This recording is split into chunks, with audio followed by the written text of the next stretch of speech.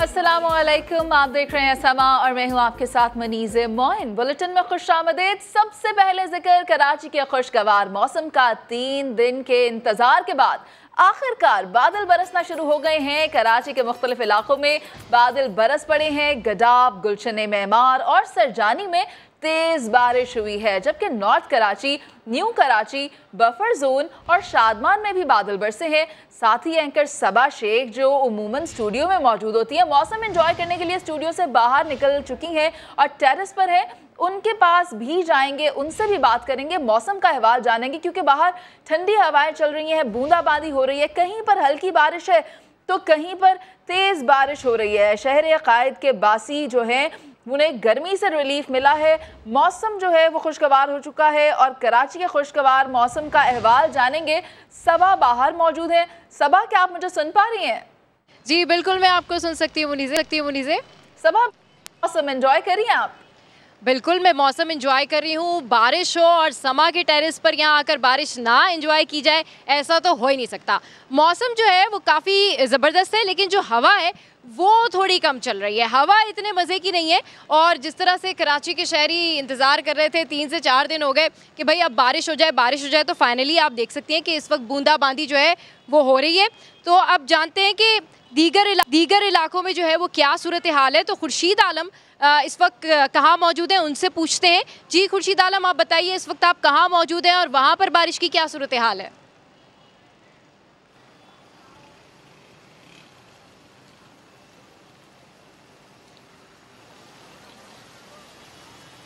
सबा, मैं इस वक्त मौजूद हूँ, सुरजानी का इलाका है, यूसुफ गोट, और आपको नजर आ रहा होगा कि इस वक्त भी हल्की हल्की बारिश यहाँ हो रही है, जिस तरह आप बारिश का जिक्र कर रही थी। और कैमरामैन सना से कहूंगा कि वो जरा सा एक मंजर दिखाएं कि चंद लम्हों की जो बारिश थी, चंद मिनटों की जो बारिश थी, जो 23 मिलीमीटर कहलाती है महकमा मौसमियात के मुताबिक। ये वो सड़क है जो यूसुफ गोट को जाने वाली है और ये मुकम्मल तौर पर तालाब का मंजर पेश कर रही है। पूरा इलाका जलथल एक हो चुका है वाली मिसाल पेश कर रहा है। लोगों ने हमसे पूछा कि आप अपने घरों को कैसे जाएं। सितारा नामी खातून ने हमसे सवाल किया, समा से सवाल किया, हुकूमत से सवाल किया कि इस पानी से गुजरकर वो अपने घर तक कैसे जाएं। यही सूरत हाल है। इलाके में बिजली जा चुकी है और काफ़ी मुश्किल सूरत हाल है। गो के रेन इमरजेंसी की टीमें यहाँ पर मौजूद हैं, वो कोशिश भी कर रही हैं, लेकिन बारिश का स्पेल लगता है कि बहुत ज़्यादा है और लगता है कि ये बारिशें आज पूरी रात होती रहेंगी। और जो कई रोज़ से हम सब गर्मी और हब से परेशान थे, वो गर्मी तो दूर हो गई, लेकिन अब ये निकासी आपका जो मरहला है, ये हुकूमत के लिए एक इम्तहान है और देखना ये कि इम्तहान में हुकूमत किस तरह निकल पाती है। जी सबा, बिल्कुल ठीक कह रहे हैं कि हुकूमत के लिए ये एक इम्तहान है और देखते हैं कि अब इस इम्तहान से हुकूमत कैसे निकल पाती है, क्या क्या इंतजाम किए गए। इरफानुल हक नॉर्थ कराची में मौजूद हैं और नॉर्थ कराची में हमेशा ही बहुत ज़्यादा पानी वहाँ पर जमा होता है। अभी क्या ताज़ा तरीन सूरत हाल है, इरफानुल हक से जानते हैं। जी इरफान, अपडेट कीजिए, क्या मनाजिर आप देख रहे हैं, कितनी बारिश हुई है, पानी जमा हुआ है या नहीं हुआ है, या किस तरीके से वहाँ पर इंतजाम किए हैं? देखिए सबा, मजमूई तौर पर तो जो कराची का ज़िला वस्ती है, जब तेज़ बारिश होती है ये ज़िला वस्ती के बेशतर इलाके डूब जाते हैं। और बिलखुसूस नॉर्थ कराची के कई इलाके, नागन चौरंगी है, पावर हाउस चौरंगी इस वक्त जहाँ मौजूद हैं, इसके अलावा 2 मिनट चौरंगी है, ये वो इलाके हैं। नॉर्थ नाज़माबाद है, 5 स्टार, KDA चौरंगी। गो कि आप नाज़माबाद से आगे चलें तो फिर आपको पानी नज़र आता है। चूँकि बारिश इतनी तेज़ नहीं हुई है, एक तेज़ स्पेल बहुत मामूली आया है और उसके बाद हल्की हल्की बारिश हो रही है। तो अब फ़िलहाल तो ये नॉर्थ कराची वालों के लिए और ज़िला वस्ती वालों के लिए बिलखुसूस मौसम खुशगवार है। पानी ऐसा कहीं इतना जमा नहीं हुआ है कि वो कोई डिस्टर्बेंस पैदा कर सके। मैं जहाँ मौजूद हूँ वहाँ पर थोड़ा सा पानी रोड पर मौजूद है, जिसकी वजह से ट्रैफिक जाम ज़रूर हो रहा है, मगर मजमूई तौर पर लोग इसको इंजॉय कर रहे हैं। जहाँ जहाँ पर नाले भर जाते थे, ओवरफ्लो हो जाता था, बरसाती नाले भर जाते थे, बिलखुसूस नागन चौरंगी है, शादमान नाला है, KDA चौरंगी है, ये वो इलाके हैं जहाँ पर बहुत ज़्यादा पानी जमा हो जाता था और शहरियों को परेशानी का सामना करना पड़ता था। मगर चूंकि बारिश इतनी ज़्यादा नहीं हुई है, इसलिए यहाँ पर भी बहुत ही मामूली पानी है, इसलिए लोग इसको फ़िलहाल इंजॉय कर रहे हैं। और जो शदीद हब्स के बाद ये बारिश शुरू हुई है, हल्की बारिश ही सही, ठीक है। मगर यहाँ पर पानी कम है इसीलिए लोग इंजॉय कर रहे हैं। लेकिन गुलशन मेमार की क्या सूरत हाल है? वहाँ पर जमजम सईद हमारे साथ मौजूद है, उनसे जानेंगे। जमजम, बताएं कि यहाँ पर कितने मिलीमीटर बारिश रिकॉर्ड की गई है?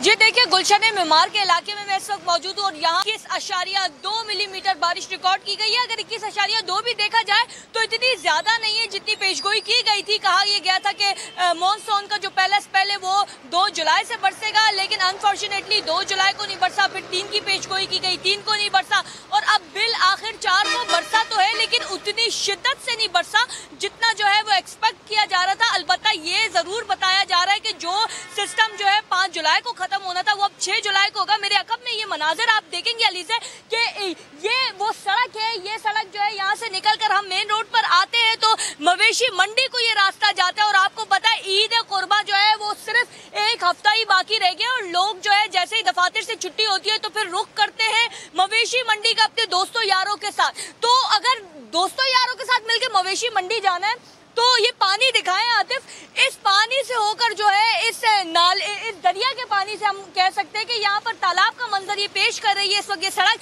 इस सड़क से होकर गुजरना पड़ेगा और रेन इमरजेंसी के अमले की बात ठीक है जमजम, आपने यहाँ के मनाजिर भी हमें दिखा दिए। रुख करेंगे MA जिन्ना रोड का, जहाँ पर मोहम्मद अली हफीज हमारे नुमाइंदे मौजूद हैं। मोहम्मद अली बताएं कि जहाँ पर आप मौजूद हैं वहाँ पर कितनी बारिश हो रही है? जिसे कहा जा रहा था कि मुमकिन तूफ़ानी बारिश होंगी शहर के अंदर, लेकिन ऐसा कुछ नहीं हुआ। गुज़श्ता रात थोड़ी तेज़ बारिश हुई थी, लेकिन हम इस वक्त मौजूद हैं KMC हेड ऑफिस के सामने MA रोड लाइट हाउस पर। यहाँ पर हल्की हल्की जो है पहले फुहार हुई थी, अब थोड़ी बूंदाबांदी में जो है वो तेज़ी आई है। जो इतराफ़ के रहने वाले वो अपनी गैलरियों में आ गए हैं, जो मोटरसाइकिल सवार थे बड़ा एहतियात से काम ले रहे हैं। KMC हेड ऑफिस के अंदर भी जो है अमला और अफसरान मौजूद हैं। रेन एमरजेंसी शहर में नाफिज की गई थी ताकि तूफ़ानी बारिश हो, तेज़ बारिश हो तो उससे निपटा जा सके। लेकिन कराची वाले ख़ास तौर पर डिस्ट्रिक्ट साउथ में जो शारा लियाकत है, MA रोड है, इसके अलावा जो मीठा दर है, खाद दर है, बंस रोड है, पाकिस्तान चौक है, यहाँ के रहने वाले अभी भी जो है शदीद बारिश और तेज़ बारिश का इंतजार कर रहे हैं। उनका कहना था कि तेज़ बारिश हो तो वो एंजॉय करें। लेकिन दूसरी तरफ अगर शहर के नालों की बात कर ली जाए तो नालों में कचरे के ढेर हैं, बड़ी बुरी सूरत हाल हो सकती है। इंतजामिया जो है बड़े बड़े दावे करी थी, शहर के नाले जो है वो साफ नहीं हो सके, लेकिन इस वक्त जो है इंतजामिया तो दावे कर रही थी शहर के नालों की सफाई भी नहीं हो सकी, कई जगह से तो बिलबोर्ड्स भी नहीं उतारे गए। हमारे नुमाइंदे मोहम्मद अली अपडेट कर रहे थे, जमजम मौजूद थी, इरफान और खुर्शीद, आप दोनों का भी बहुत शुक्रिया। कराची के इलाके यूसुफ गोट में बारिश का पानी सड़कों पर जमा होने से शहरी परेशान हैं। क्या कहते हैं, आइए देखते हैं। अब कितना पानी आ गया, अब कितनी दूर अंदर गए जाके, अभी तक कोई हुकूमत ने इंतजाम अंदर जाके हमारा गोड में है। देखिए मैं कैसे जाऊं, मैं हार्ट की मरीज हूँ, पानी देख के मुझे वो हो रहेगा। आप ये पीछे देख रहे होंगे गटरों का हाल, ये हर बारिश में ही होता है और इसको कोई देखने वाला नहीं है। गटर का पानी यही सीवरेज ये पीने के पानी की लाइनों में भी मिल रहा होता है। सिंध, पंजाब और खैबर पख्तूनख्वा के मुख्तलिफ इलाकों में बारिश से मौसम दिलकश हो गया। सिंध के गोरख हिल स्टेशन का हुस्न मजीद निखर गया। थर पार्कर में भी अब्रे रहमत बरसी, अटक और सवाबी में भी बारिश हुई है। बादल बरसे और खूब बरसे। सिंध के मरी गोरख हिल स्टेशन पर जमकर बारिश हुई। दादू की तहसील मेहड़ में पानी जमा हो गया, सड़कें पानी में डूब गईं। चक्खर में भी बादलों ने जोर दिखाया। शिकारपुर और खैरपुर के नशेबी इलाकों में पानी भर गया। निकासी आपके इक़दाम न होने से शहदाद कोट में मरकजी शाहराहों और गलियों में 2-2 फीट पानी जमा हो गया। अटक और नारोवाल में तेज हवाओं के साथ बारिश से मौसम खुशगवार हो गया। स्वाबी में शेरशाह सूरी रोड तालाब का मंजर पेश करने लगा। कोहलों के मुख्तलिफ इलाकों में गरज चमक के साथ बारिश से नशेबी इलाके ज़ेरे आबाद है। उधर अपर चतराल में बारिशों के बाद सैलाबी सूरत हाल है। लासपुर के मकाम पर पुल सैलाब में बह गया। शंदूर मेले से वापस आने वाले सयाह फंस गए। एक गाड़ी सैलाबी रैले में बह गई। रास्ता बंद होने के बाद सयाहों ने रात खुले आसमान तले गुजारी।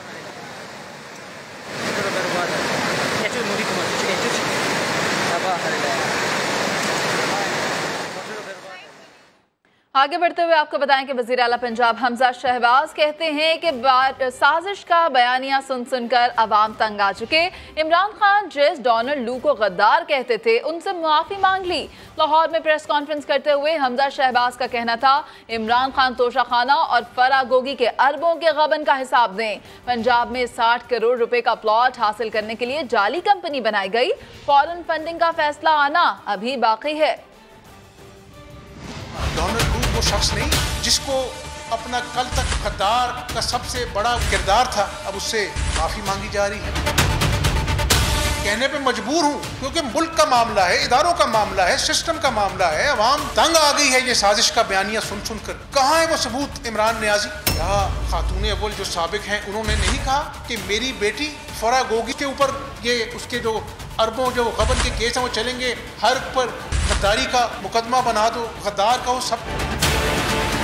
मैं सूबे में बैठा हूँ, मैं क्यों अब फरा गोगी का नाम ना लूँ? 60 करोड़ का जो प्लॉट है उसको चंद करोड़ को भाव उस पर कब्जा कर लिया, क्लियर किया। एहसन जमील गुजर ने कि हमारी जो कंपनी है वो 2 अरब की है और उस कंपनी के जो CEO हैं वो आपकी जो मिसेस हैं फरा गोगी हैं। आपकी जो मदर लॉ है उनका नाम है अपना डायरेक्टर्स के अपना लिस्ट में। ये क्या खेल तमाशा हो रहा है? और आप कहते थे कि रियासत मदीना, वो रियासत मदीना में घड़ियों की लाइन लग गई। आपने करोड़ों की घड़ियां जो दोस्त ममालिक से ली, उसको पैसों को आपने अपनी जेब में डाला। आज तक आपने अवाम को जवाब नहीं दिया। ये है वो, अल्लाह माफ़ करे कि रियासत मदीना के नाम लेवा लोग, इनका किरदार। अभी फॉरेन फंडिंग का केस भी, उसका भी फैसला आएगा। पंजाब में 100 यूनिट बिजली इस्तेमाल करने वालों का बोझ सूबाई हुकूमत उठाएगी। वजीर आला पंजाब का गरीब आवाम के लिए बड़े पैकेज का ऐलान। हमजा शहबाज ने कहा कि अरबों रुपए की सब्सिडी देने जा रहे हैं। मंसूबे से 1 साल में 90 लाख खानदान मुस्तफीद होंगे। आने वाले वक्त में बिजली का मुतबादिल सोलर पैनल फराहम करेंगे। सस्ता आटा, मुफ्त अद्वियात और मुफ्त बिजली जैसे रिलीफ का सिलसिला जारी रखेंगे। पंजाब हुकूमत जो है अरबों रुपए की सब्सिडी से 100 यूनिट इस्तेमाल करने वालों को मुफ्त बिजली फराहम करने जा रही है। ये रिलीफ दे रहे हैं, उसके साथ साथ इस चीज़ को भी बारीक बीनी से इसका जायजा ले रहे हैं कि हम इनको सोलर पावर से इसका मुतबादल फराहम करें। इस मंसूबे के लिए जो हम मुफ्त बिजली देने जा रहे हैं, ये 100 अरब रुपए रखे। इससे 90 लाख खानदान जो हैं वो मुस्तफीद होंगे 1 साल के अंदर। ये रिलीफ का जो सिलसिला है जो कि सस्ते आटे से शुरू हुआ, सस्ती मुफ्त दवाइयों से और फिर आज मुफ्त बिजली से, अल्लाह ताला हमें तौफीक दे कि हम आम आदमी को रिलीफ पहुंचाने के लिए ऐसे और इकदाम करें तावक्ते के पाकिस्तान की मईशत जो है वो ट्रैक पे इंशाल्लाह नहीं आ जाए। खबर दें आपको, ओकाड़ा में सरकारी अराजी पर कब्जे के इल्जाम पर एंटी करप्शन ने इमरान खान की अहलिया बुशरा बीबी के भाई अहमद मुश्तबा को तहकीकात के लिए तलब कर लिया है। इसी पर बात करेंगे समा के नुमाइंदे अरशद अली से। अरशद, बताइएगा क्या मामला है?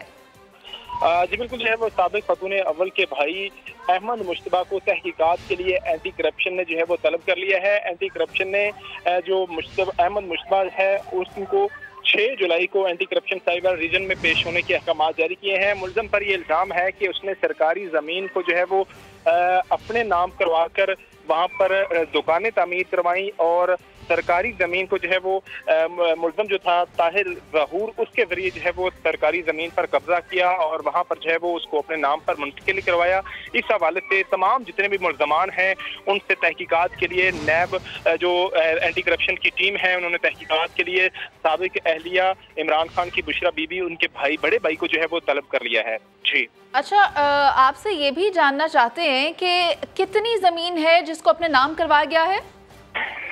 जी बिल्कुल, जो है वो मुबैना तौर पर अभी तक जो तहकीकात में ये बात वाज़ेह तौर पर नहीं लिखी जा सकी कि मुबैना तौर पर ये ज़मीन जो है वो कितने कनाल है या कितने एकड़ है। ताहम जो है वो एंटी करप्शन की इब्तदाई तौर पर ये तहकीकात जो हुई हैं उसमें मुलजम जो है वो कसूरवार साबित हुआ है और मज़ीद मुलजम को रिकॉर्ड समेत एंटी करप्शन साहिवाल रीजन में जो है वो पेश होने के अहकाम जारी किए गए हैं और मुलजम पर सरकारी जो ज़मीन है वहाँ पर मार्केट तमीर करवाने का इल्ज़ाम है। और ये जो मार्केट थी वो देपालपुर और ओकाड़ा की सब्जी जो मंडी है वहाँ पर जो है वो ये सरकारी ज़मीन वाक़या थी, जहाँ जिसकी जो मालियत है वो करोड़ों में है।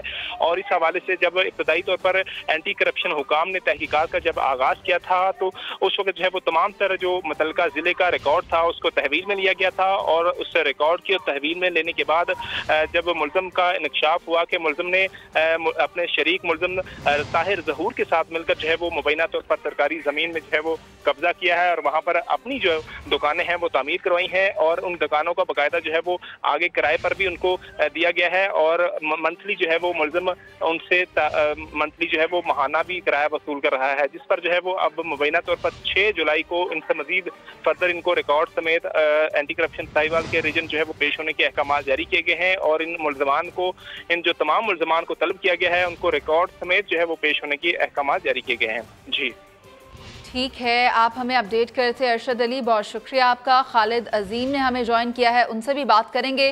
क्या देखते हैं आपके जो मामला है उनके भाई को तलब कर लिया गया है, कभी ज़मीन का मामला आ जाता है, कहीं डिक्टेशन दी जा रही है, ये कहना गलत ना होगा कि जिसकी लाठी उसकी बहन, जैसे दिल चाहता है वैसे कर रहे हैं? जी देखिए, ये सारी चीज़ें जो है ये बहुत डैमेजिंग है उन लोगों के लिए जिनका दावा ये था कि वो साफ और शफाफ और हुक्मरानी कर रहे हैं। साबका दौर में इसी बात का दावा किया जाता रहा कि माजी तो करप्शन से भरा हुआ है, लेकिन हमने वो सारा कल्चर चेंज कर दिया है। लेकिन अब ये जो इस किस्म के वाकयात सामने आ रहे हैं और ये जो खबर इस वक्त हमारे पास चल रही है, ये सोशल मीडिया पे काफ़ी दिनों से इसका गुलगुला मौजूद था, लेकिन किसी ने उसको इस अंदाज में नहीं देखा। लेकिन अब एंटी करप्शन ने जब इसको टेकअप किया है तो इसका मतलब है कि वो सरकारी तौर पे हुकूमती सतह पे अब इसकी छानबीन भी शुरू हो गई है और डेफिनेटली वो उस वक्त होती है जब उसके पास एक केस मौजूद होता है। और चूँकि एक तरीक़ेकार है कि जिस शख्स पर इल्ज़ाम है उसको बुलाया जाता है और ताकि वो शामिल तफ्तीश हो और जो भी अपना दिफा वो है वो कर सके। तो इन सारी चीज़ों के बाद जो है वो यकीनी तौर पे इस्तगासा जो है अपना केस बनाता है।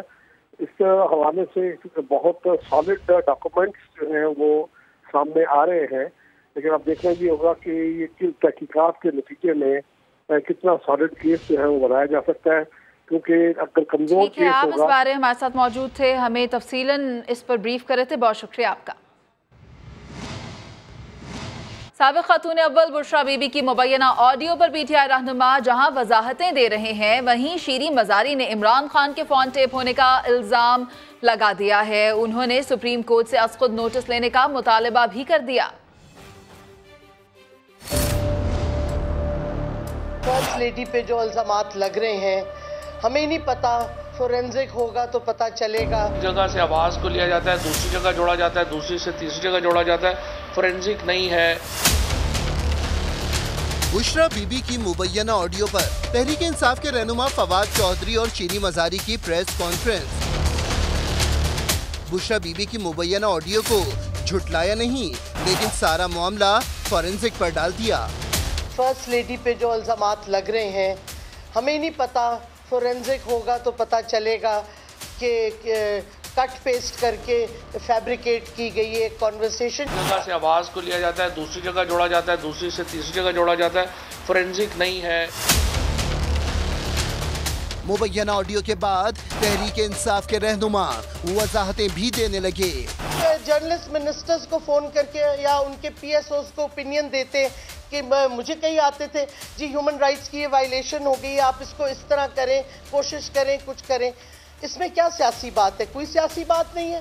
शीरी मजारी ने कॉल स्टैपिंग का इल्जाम भी लगा दिया, कहती हैं चुप नहीं बैठेंगे। इमरान खान के फोन का ताल्लुक है जो उनके घर पे सिक्योर लाइन थी, उसको टैप किया गया। ये ऑफिशियल सीक्रेट्स एक्ट की भी वायलेशन है। तहरीक इंसाफ के रहनुमा कहते हैं सुप्रीम कोर्ट फोन टैपिंग का नोटिस ले। वफाकी वज़ीर इत्तलात मरियम औरंगज़ेब कहती हैं कि PTI ने तस्दीक कर दी कि बुशरा बीबी तहरीक इंसाफ, सोशल मीडिया और झूठे बयानिए की सरबराह हैं। साजिश के झूठे बयानिए के चैंपियन अमरीका से माफिया मांगते और मिन्नतें करते पकड़े गए हैं। मरियम औरंगज़ेब ने फवाद चौधरी और शीरी मजारी की प्रेस कॉन्फ्रेंस पर सख्त रद्दअमल का इजहार किया। कहती हैं कि PTI रहनुमाओं ने इदारों के खिलाफ मुहिम में बुशरा बीबी के मास्टरमाइंड होने की तस्दीक कर दी। फवाद चौधरी और शीरी मजारी ने तस्लीम कर लिया कि ऑडियो बुशरा बीबी की है।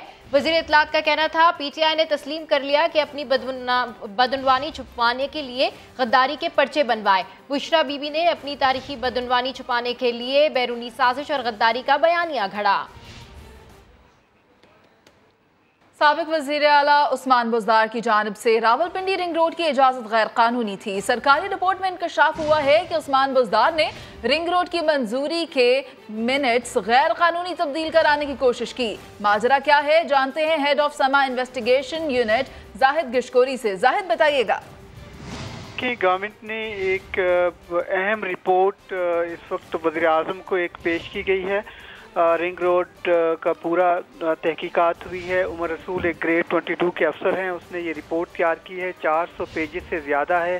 इसमें ये बताया गया है कि उस वक्त के वज़ीर आला उस्मान बुज़दार ने जब रिंग रोड की मंजूरी दे दी, जो उसका बोर्ड था वो उसके चेयरमैन थे, उसके बाद उसने मिनट में तब्दीली करवाने की कोशिश की, इश्तिहारात भी की इजाज़त दे दी, सब कुछ कर दिया, लेकिन बाद में मिनट्स अभी तक इस पूरे मंसूबे में जिससे मुल्क को बहुत नुकसान हुआ है मंजूर नहीं हुए। उन्होंने गैर कानूनी तौर पर अपने उन मिनट्स को तब्दील करवाने की कोशिश की। उन तमाम अफसरान को OST बना दिया, उनको मुअत्तल कर दिया जिन्होंने उनके अहकामात नहीं माने। और इसमें ये भी इंकशाफ किया गया है कि ना सिर्फ वज़ीर आला को जो रिंग रोड की अलाइनमेंट का एक मंसूबा था उसकी पावर नहीं थी करने के लिए, जो रोड अलाइनमेंट की अप्रूवल होती है, इस तरह ये गैर कानूनी था। इसमें ये भी इंकशाफ किया गया है कि पब्लिक प्राइवेट बोर्ड जो कि उस वक्त के CEO थे डॉक्टर फ़ारूक, जिनको मुअत्तल कर दिया गया था, उसको ये कहा गया कि आप इस मीटिंग के जिसमें अप्रूवल दी गई थी, इसकी तशहीर की गई जिससे लोगों के अरबों रुपए डूबे हैं, उसको तब्दील करवाने की कोशिश की गई।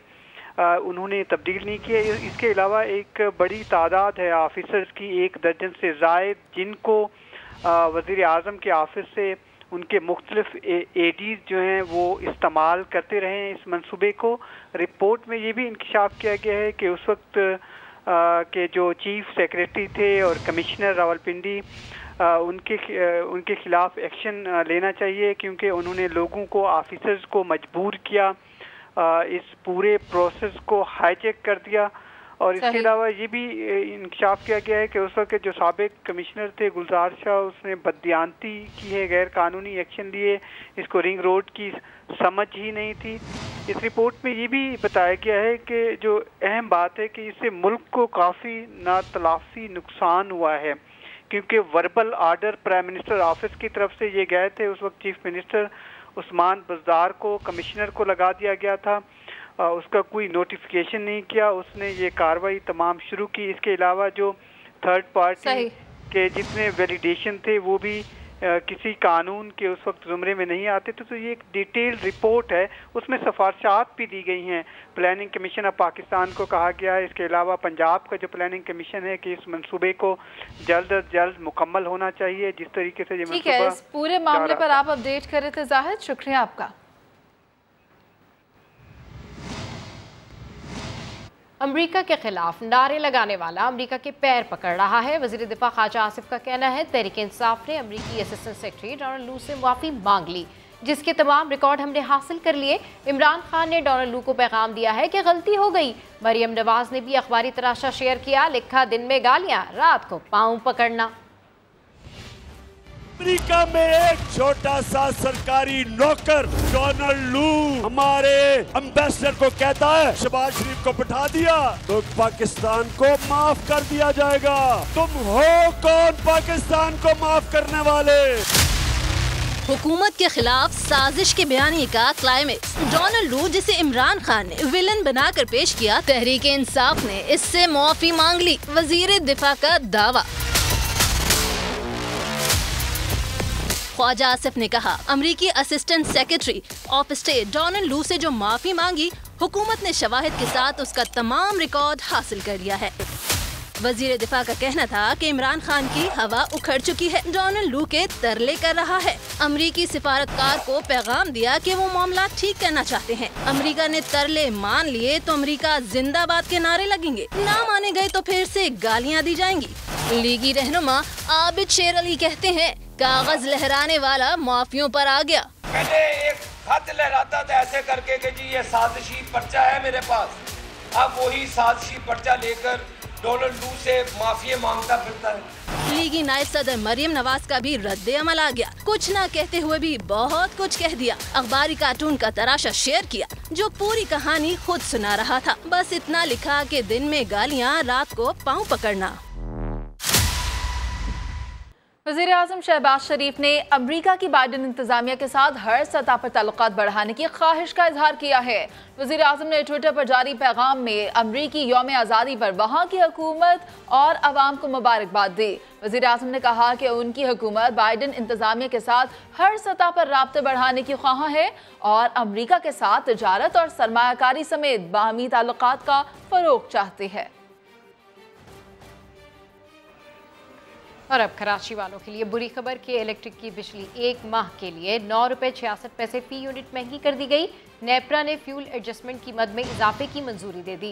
इस्लामाबाद से रिपोर्ट कर रहे हैं वहाब कामरान।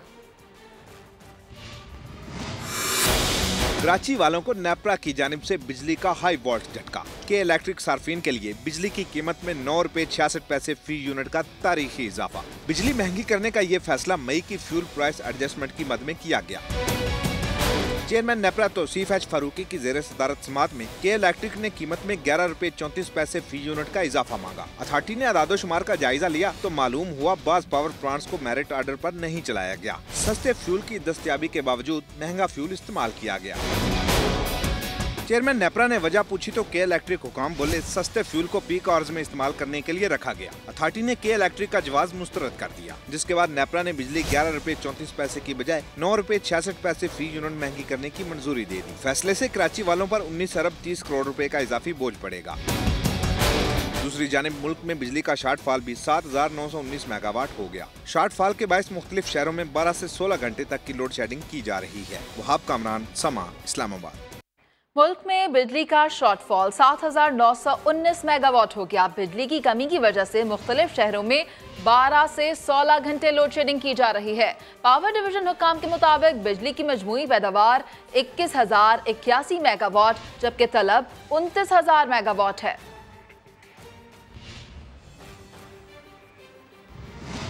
वज़ीर ख़जाना मिफ्ता इस्माइल ने IMF प्रोग्राम मुलतवी होने की खबरों की तरदीद कर दी। ट्वीट किया, IMF प्रोग्राम ऑन ट्रैक है। प्रोग्राम मुलतवी या ताख़ीर का शिकार होने की खबरों में कोई सदाकत नहीं।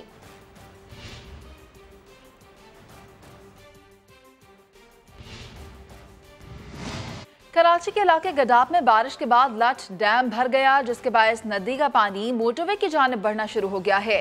इसी पर बात करेंगे समा के नुमाइंदा खुसूसी मंसूर मुगैरी से। जी मंसूर, बताइएगा।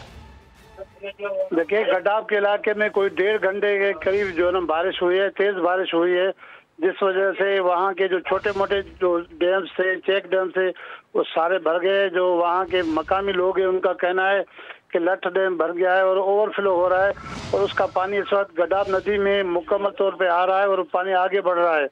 अगर बाकी दीगर चेक डैम इस तरह भर गए, ओवरफ्लो हो गए, तो ये पानी सुपर हाईवे को टच करेगा। सादी टाउन और फकीरा गाउट को नुकसान पहुंचने का अंदेशा है। ठीक है, आप अपडेट करे थे मंसूर, शुक्रिया आपका।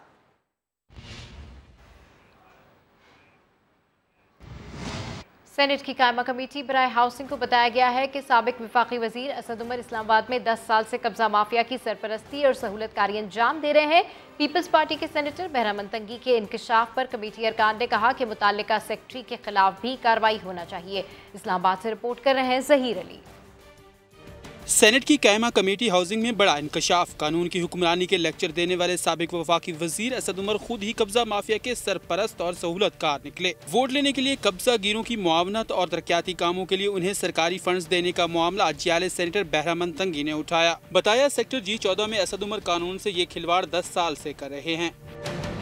जियाले सेनेटर ने कहा कि कब्जा गिरी की तहकीकात की बजाय असद उमर इख्तियारात का गलत इस्तेमाल करते हुए सेक्रेटरी मनसूबाबंदी से फंड्स जारी करवाते रहे। मैंने अभी डिमांड की है कि फेडरल सेक्रेटरी PND को बुलाएं ताकि पता चले कि इसने असद उमर को क्यों ये फंड दिया है और असद उमर ने अपनी सीट से गलत फायदा लेकर इलीगल लोगों को फायदे पहुंचाने की कोशिश की ताकि उनको इलेक्शन में वोट मिले। उसने जायज लोगों से हक लेकर इलीगल लोगों को सपोर्ट किया। वफाकी वजीर हाउसिंग मौलाना अब्दुल वासे ने सख्त एक्शन लेने का इंदिया दे दिया। अराजी जल्द वागजार करवाने के अज़म का भी इजहार। सारे गैर कानूनी काम जो उन्होंने की है इसके बारे में हम कोई पैसा करने वाले हैं और इस सत्र को वहाँ से वागुजार कराने के लिए भी हम कोशिश करें। कमेटी अरकान ने G14 काबजीन के साथ साथ तरक्याती मंसूबे के लिए फंड्स जारी करने वाले सेक्रेटरी मनसूबाबंदी के खिलाफ कार्रवाई की भी सिफारिश कर दी है।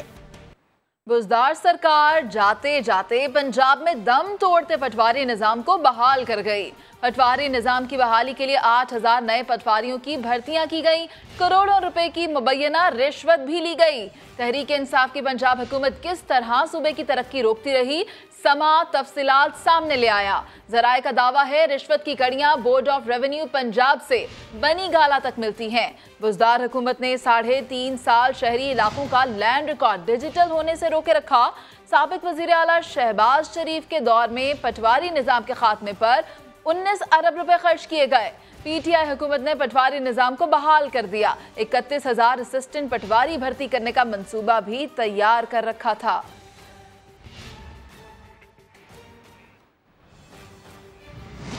सिंध असम्बली ने इब्न सीना यूनिवर्सिटी और मीरपुर खास बिल और सिंध सिविल सर्विस तरमीमी बिल मंजूर कर लिया। इसकी मजीद क्या तफसीलात हैं जानते हैं समा के नुमाइंदे संजय साधवानी से। जी संजय, अपडेट कीजिए।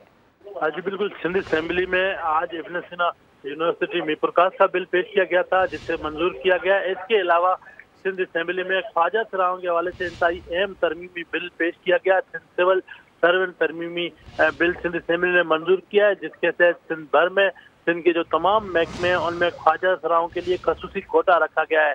0.5% ख्वाजा सराओं को नौकरियों के लिए कोटा मुख्तस किया गया है। सिंध के तमाम महकमों में ख्वाजा सराओं भर्ती किए जा सकेंगे। तो इंतहाई अहम तरमीम थी। पाकिस्तान में सिंध पहला सूबा बन गया है जिसने ख्वाजा सराओं को हक देने में पहल की है और अब इन्हें बाज़ाब्ता तौर पर सिंध में नौकरियां देने का आगाज किया जाएगा। जी ठीक है, अपडेट करने के लिए शुक्रिया संजय।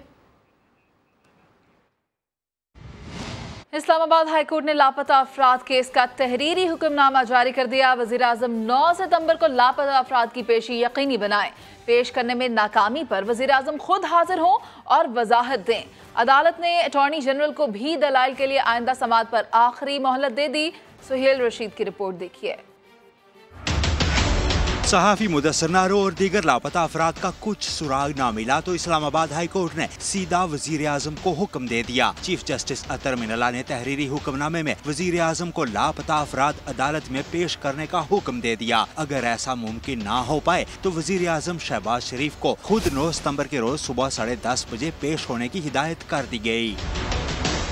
अदालती हुक्मनामे में कहा गया है कि वजीर आजम को पेश होकर रियासत की आईनी जिम्मेदारियों में नाकामी की वजाहत देना होगी। साथ ये भी बताएं कि जिम्मेदारों के खिलाफ क्या कार्रवाई हुई। वजीर आजम अमलन साबित करें कि जबरी गुमशुदगियाँ रियासत की किसी गैर एलानिया पॉलिसी का नतीजा नहीं है। अदालत ने करार दिया कि JIT कई केसेस को जबरी गुमशुदगी का केस डिक्लेयर कर चुकी मगर कुछ न हुआ। लापता अफराद कमीशन में जेर इल्तवा केसेस मुतासरीन के दुख दर्द में इजाफे का सबब ही बने।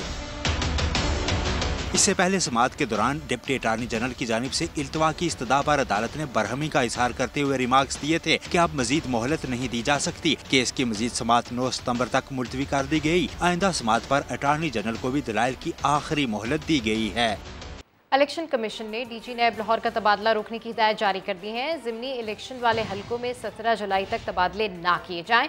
इस हवाले से मजीद तफसीलात जानते हैं समा के नुमाइंदे अरशद अली से। जी अरशद, अपडेट कीजिए।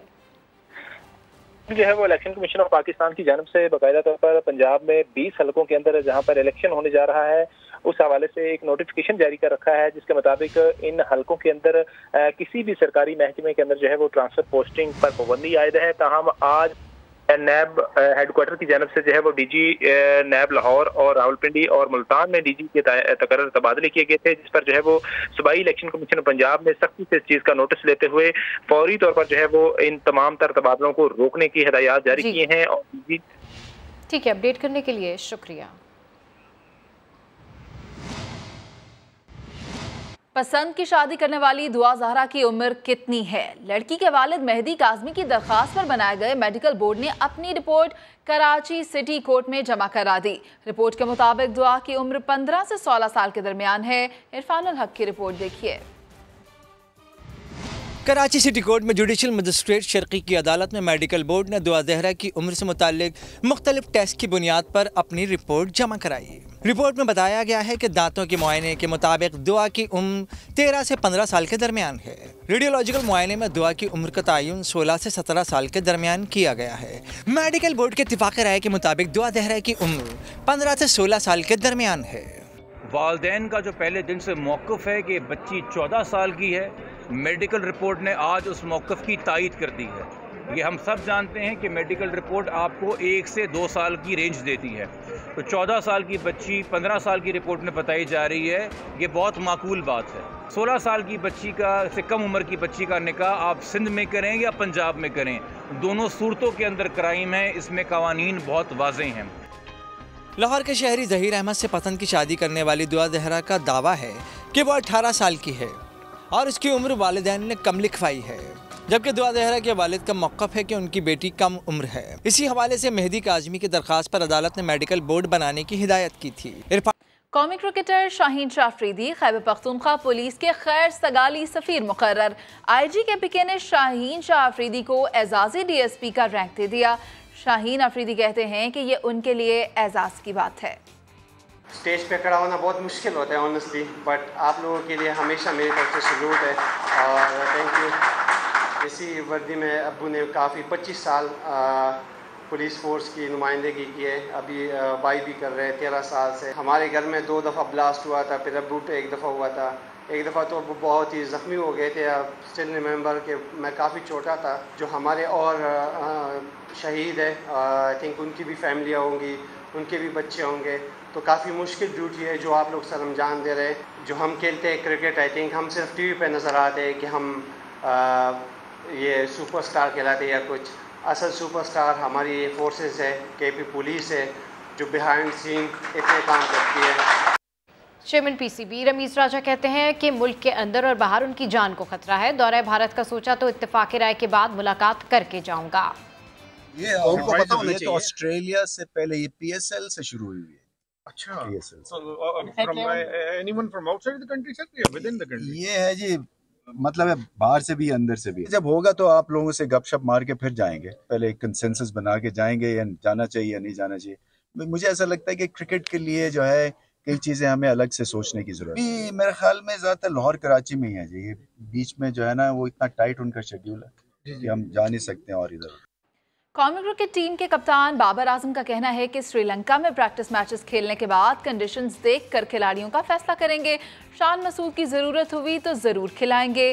टीम अच्छी परफॉर्मेंस दे रही है, क्रिकेट बोर्ड चेयरमैन की सपोर्ट भी हासिल है। जिस तरह हम एज अ टीम परफॉर्म कर रहे हैं, हमें सपोर्ट मिल रही है PCB की तरफ से, चेयरमैन की तरफ से। कोशिश ये होती है इस चीज़ को कंटिन्यू करें। देखें अप एंड डाउन होते हैं, एक आधा मैच, एक सीरीज़ अप एंड डाउन होती हैं, कभी अच्छा खेलते हैं कभी नहीं खेलते, लेकिन एज अ टीम हम इकट्ठा रहते हैं और कोशिश यही होती है कि अच्छा खेलें। जब श्रीलंका जाएंगे वहाँ पे साइड मैच है, वहाँ पे डिफरेंट कम्बिनेशन से खेलेंगे, तो उस हिसाब से फिर डिसाइड करेंगे कि क्या फाइनल 11 होगी। कोशिश यही है कि मज़ीद अच्छा परफॉर्म किया जाए और उसके लिए मेहनत कर रहा हूँ मैं, और टेस्ट में मैं ज़रा ज़्यादा डबल मेहनत कर रहा हूँ कि उसको और ऊपर लाया जाए नंबर को। बॉलिंग तो साथ पार्ट टाइम तो कर ही लेता हूँ और उस पर भी प्रैक्टिस कर रहा हूँ। प्रैक्टिस मैच में मैंने बॉलिंग की थी काफ़ी। और अब बात ईद कुर्बान की, जिससे पहले खाने पकाने के मुकाबलों में ख़वातीन ने खूब खाने बनाए और उस प्रैक्टिस से ईद को मज़ेदार बनाने के आज़म का इजहार भी किया। लाहौर से नवीन अली की रिपोर्ट।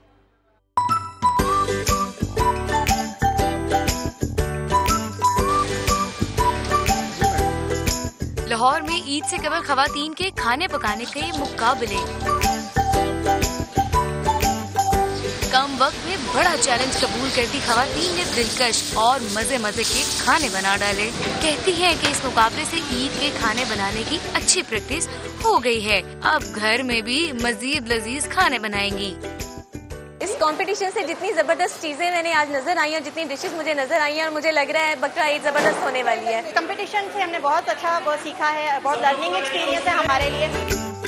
मुकाबलों में ख़वातीन ने न सिर्फ खाना बनाया बल्कि उसे ऐसा सजाया कि देखते ही मुंह में पानी भर आए। ईद से कबल मिसालों से खेलती खवातीन मुकाबले की सूरत में खूब जमकर तैयारी कर रही हैं कि इस मर्तबा ईद पर एक से बढ़कर एक खाना बनाना है और ईद को चटपटा और मजेदार बनाना है। कैमरामैन नवीद रमजान के साथ नवीन अली, समा, लाहौर। अभी एक ब्रेक, जिसके बाद हाजिर होंगे हेडलाइंस के साथ। दिखते रहिए समा।